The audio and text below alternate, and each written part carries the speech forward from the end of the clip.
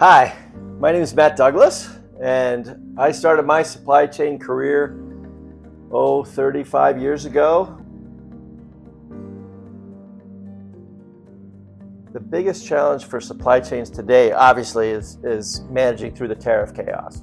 I'd say, as of right now, it's very immediate, because the world is global and supply chains are global, and understanding how your sources of supply are going to impact your financials with tariffs going up and down, depending on the day, is very, very challenging. You've got to have very good data and a technological solution to be able to express that quickly.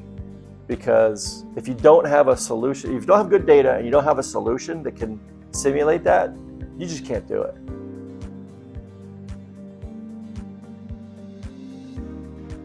Two things I think have really changed. One, there's recognition of the complexity in the supply chain across the C-suite, and it's not easy, especially large corporations with hundreds of thousands of different components from many thousands of different suppliers all coming together to manufacture the product.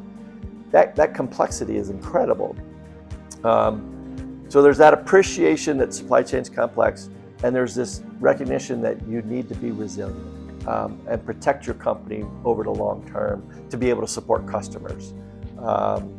So perception's elevated, resiliency is much more a thought, and they're putting in plans now to mitigate supply chain risks.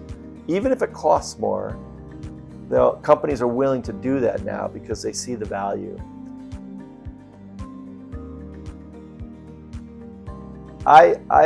In my career, it was really the last three companies, maybe four, but the last three companies I worked for, Crestron, Mini Circuits, and Netgear, where I personally had at least a weekly, if not daily, interaction with the chief financial officer.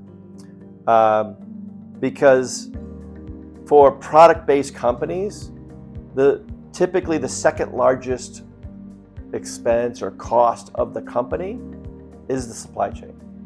The first being labor, your payroll. And so I would have regular conversations with the chief financial officer about aspects of the supply chain, and they were learning more and more about the complexity of supply chain. And if you're the business leader, you don't ever want to disappoint a customer, so you want to have as much inventory as possible.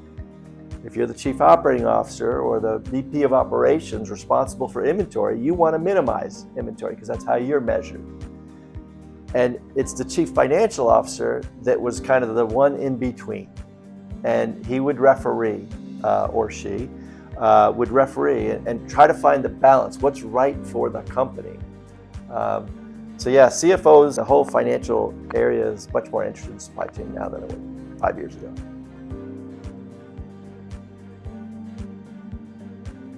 The number one thing that I'm super impressed with ketteQ is the most important metric is customer satisfaction. And I like that because to me that's a sign of a really strong company who's there for their customers. The other thing that I knew this before I joined ketteQ, but since I've joined your advisory board, but since I've been on the advisory board, I've had the opportunity to see it more firsthand.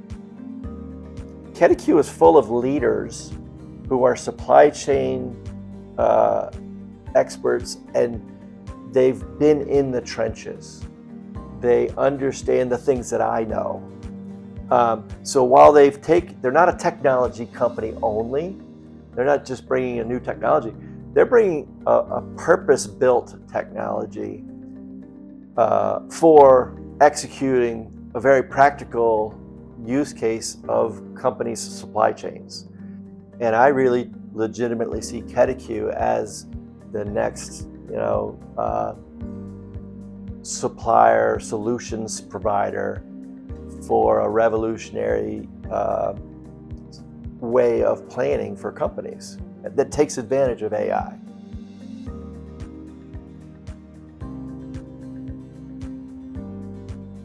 Two things I'll tell you. One is it's going to be those companies that have very strong data discipline and data governance, so they know and can rely on having very clean data in their systems. And that comes to, let's take an example of Salesforce data.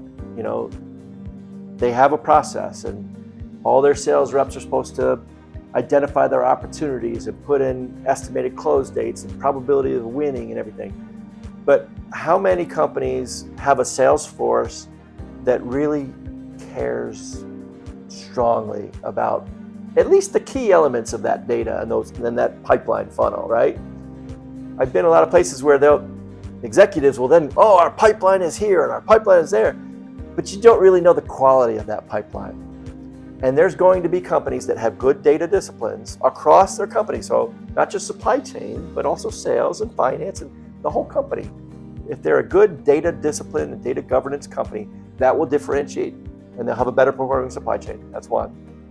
The second thing I'll say is those companies that take advantage of AI in their planning, they need to address the people issues. So I think it's data discipline and people. Those are the two things I think. And now let me talk a little bit about the people. I mentioned it earlier. You want to use AI, but you've got to have people who are not just automatons and, the system said this. You need smart people that understand what AI is doing for them to help make them more productive and supportive of the company's mission. In some cases, companies are looking at it, I can reduce my headcount by implementing AI. Okay, but make sure you really think through that and you have a plan for the change transformation, the people change transformation, and it's an accurate fit and it will work. Because it's going to work in some cases, but it's not going to work in other cases. And I think there's going to be plenty of companies that they go headlong into this AI transformation because there's a lot of fear, I can't be left behind, but they don't do the hard nuts and bolts work of understanding how to use AI from a people standpoint.